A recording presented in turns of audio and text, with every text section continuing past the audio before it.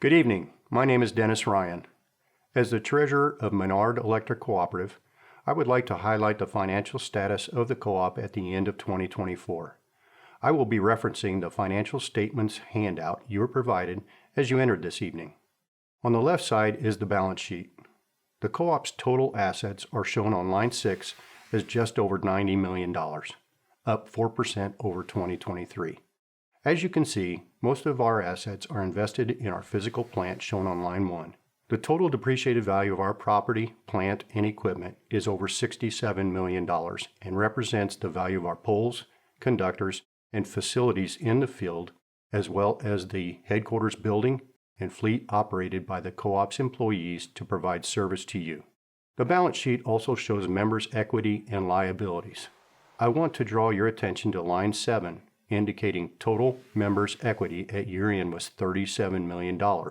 This amount represents the members' ownership in the cooperative and indicates you have a 41% equity stake in the co-op total asset.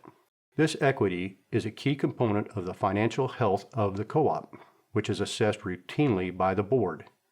When adequate levels of equity are available, the board will resolve to return a portion to the membership in the form of capital credits. Critically important to this sentiment is maintaining an equally healthy balance of equity to debt.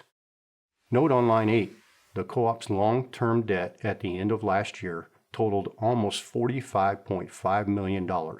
We are fortunate to have access to capital borrowing at interest rates tied to Treasury from the Federal Rural Utilities Service.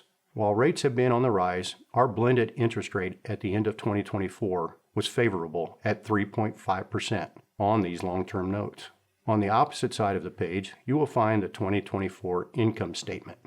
Line 1 indicates the co-op ended last year with operating income of $32.4 million, which was a 4.7% reduction from 2023. This reduction is due in large part to reduced electricity sales.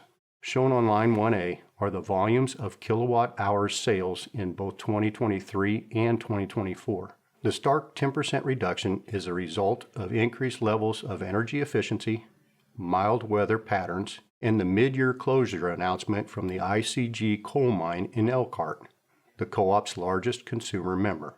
Despite this significant sales reduction, staff and management responded diligently to ensure total fixed and operating expenses of $30.4 million shown on line 7 would produce an adequate total operating margin of $1.9 million shown on line 8. Our wholesale cost of power on line 2 is clearly the largest expense, last year at $17.6 million, down 17% from 2023 power costs entirely as a result of fewer purchases. A better reflection of the co-op's power cost exposure can be demonstrated by this rate per kilowatt hour trend.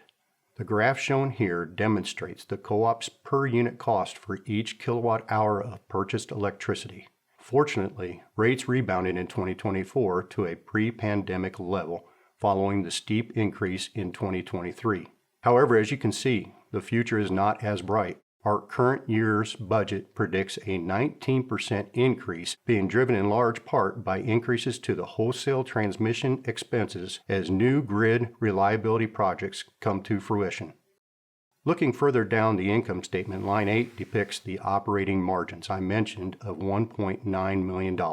As a reminder, our not-for-profit cooperative business model requires any operating income in excess of our expenses be aggregated with non-operating margins to reflect total margins.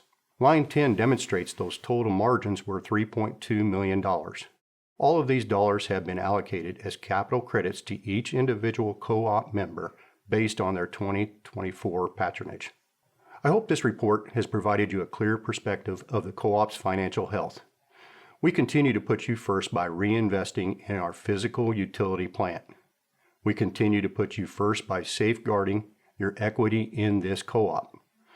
We continue to put you first by ensuring adequate margins are maintained and later returned to you when possible. We pride ourselves on being good stewards of your cooperative's resources. If you have further questions, I encourage you to contact the office to learn more. Thank you for your attention. This concludes my treasurer's report.